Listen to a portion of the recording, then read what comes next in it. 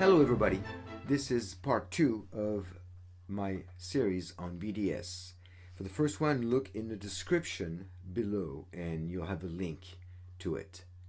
Now today I want to talk about reasons usually given to support BDS. And really they're reasons, but they're not valid, they're more like myth. Myth number 1 would be Israel is guilty of ethnic cleansing.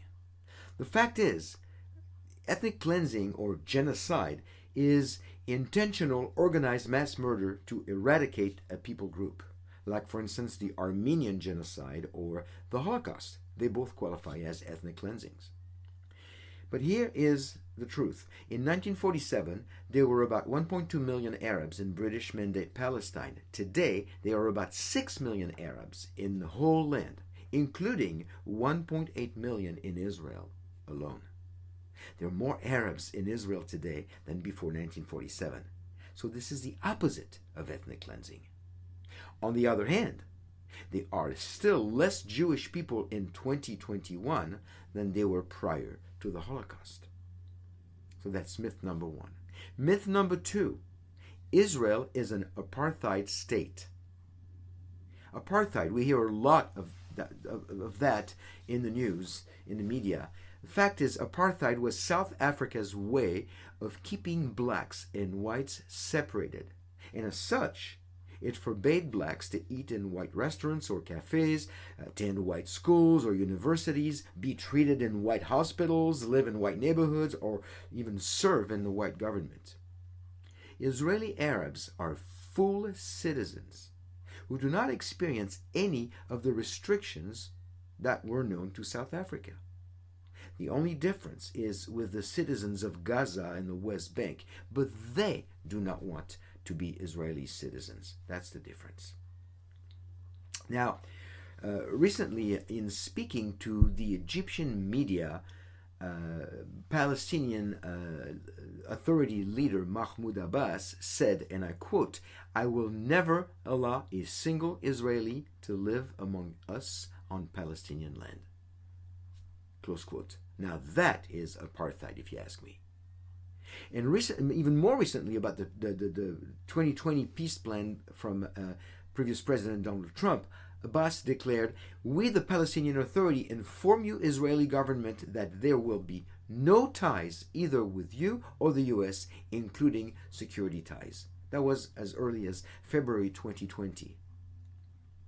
We have to ask ourselves questions about BDS. Where does BDS come from? I want to look at a family tree in a minute. Is BDS biased? Yes. Is BDS anti-Semitic? Yes. Is BDS dangerous? Yes. Can believers fight BDS? Yes. And I will look at every single one of them in the next few episodes.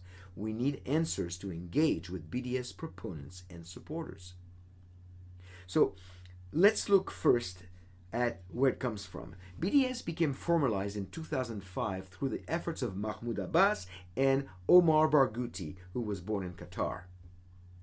Those two men worked together at reviving it. Some say that the modern version of BDS was officially started in 2001 when the World Conference Against Racism in Durban, South Africa, known as Durban 1, took place. And it was actually followed by Durban 2 and Durban 3 in 09 and 11. But we could also consider the 1945 Arab League boycott of the Jews in British Mandate Palestine. Or we can even back up even further and look at November 9, 1938, known in history as the Night of Broken Glass, or Kristallnacht. There's a great book by Alan Dershowitz on BDS, The Case Against BDS, and in it he tells us about a family tree. He says BDS was birthed at an anti-Semite hate fest in Durban. Its grandparents on one side were the Nazis, who organized the boycott of Jewish businesses, academics, and artists in the 30s. Its grandparents on the other side were the Muslim leaders who organized the Arab boycott of all Israeli and Jewish commerce in the years following the establishment of Israel. And then he continues, and he tells us, its parents are the contemporary bigots who single out only Israel for boycott and seek to use this tactic to end the existence of the world-only nation-state for the Jewish people. Close quote. So the grandparents on one side are the Nazis. Now, going back to the 30s, 1935, the Nuremberg race laws segregated Jews and stripped them from their citizenship. The Nuremberg laws define a Jew as someone with maybe one or two grandparents who were Jewish. And these events led to Kristallnacht. In 1938, October 5th, 1938, German Jews had to turn in their passports to have them reissued with a stamped letter J on the cover, to have the name Israel for men and Sarah for women added for further identification as Jews. This was known as the law on the alteration of family and personal names. Now, the grandparents on the other side were radical Muslims.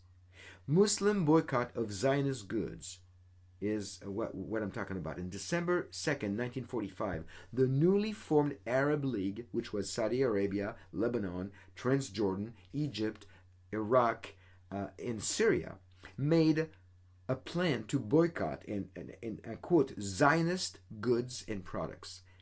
And that's what they say. Jewish products and manufactured goods shall be considered undesirable to the Arab countries.